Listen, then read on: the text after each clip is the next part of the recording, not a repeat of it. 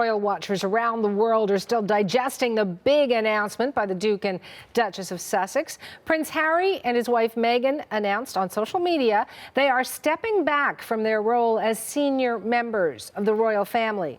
Today in London, well, as you can imagine, the story is plastered all over the newspapers, and it is the topic of conversation around water coolers all over the UK. Some of the tabloids are calling the two the rogue royals and describing the move as Mexit. Others say they're turning their backs on the royal family. There are reports today the rest of the royal family was surprised by the announcement. Some sources even say they were hurt and disappointed. While reports suggest the Queen is among the royals shocked by the news, Buckingham Palace has so far released only this brief statement. It says, "We understand their desire to take a different approach, but these are complicated issues that will take time to work through." CBC's Megan Fitzpatrick is on the royal beat today. Let's start with that announcement itself, Megan. What exactly are Harry and Meghan planning to do?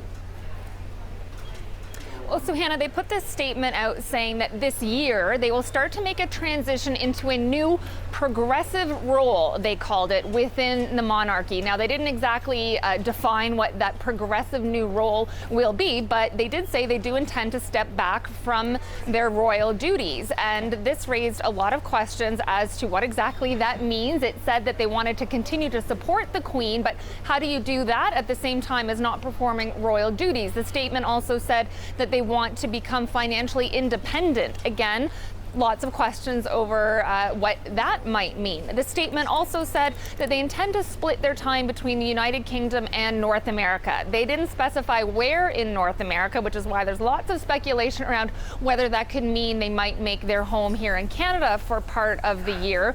Meghan Markle is from the United States, from California, but she did also live in Toronto for a number of years when she filmed the television show Suits. We know that Prince Harry visited her frequently while she was living here, and the couple just spent 6 weeks on Vancouver Island on vacation. And upon returning to London, they quickly visited Canada House and paid their respects to Canadians, and it was sort of meant as a thank you for the hospitality they said they enjoyed in Canada. So we know they like spending time here.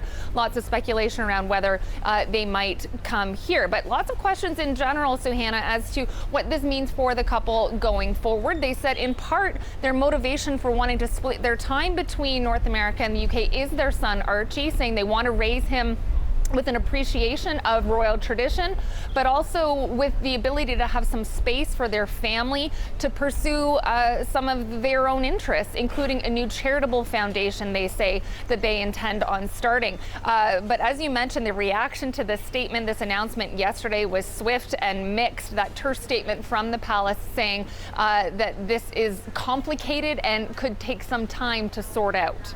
And we know Meghan used to live and work, as you mentioned, in Toronto. You're right downtown at Union Station in the city. What's the reaction to the news?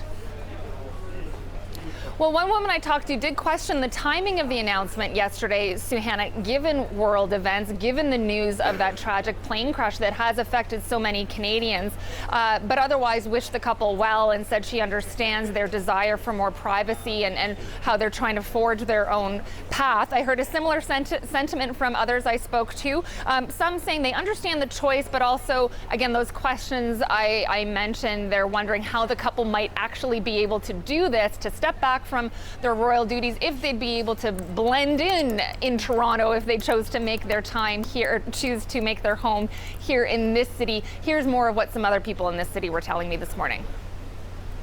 I think it's a wonderful transition from the supremacy and the, the on the throne feel of the royals, bringing it into a new world. And I really hope that Meghan and Harry have made the right decision for their kids and for themselves. I know the pressure of being in a royal family, right? It's sometimes really difficult. And Meghan, especially, she was an actress and she was having a career here. I think they wanted to go back to being independent and being private. I respect the fact that they're trying to make their own way in the world. They're a young couple. They're trying to do things differently.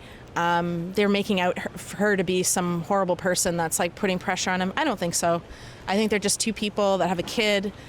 She doesn't come from any of this. He probably longs for some sort of different life in a way.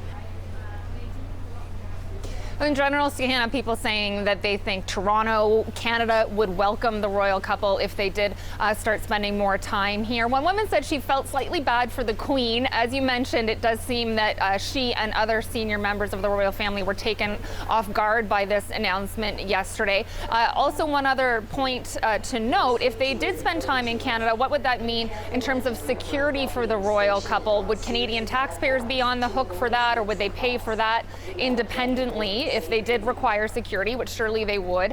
And one woman saying, you know, if they do say they want to be financially independent, then she would expect them to be picking up the tab for that. So, Hannah. Lots of questions still. I know you're on the story. Thank you, Meghan. CBC's Meghan Fitzpatrick in Toronto.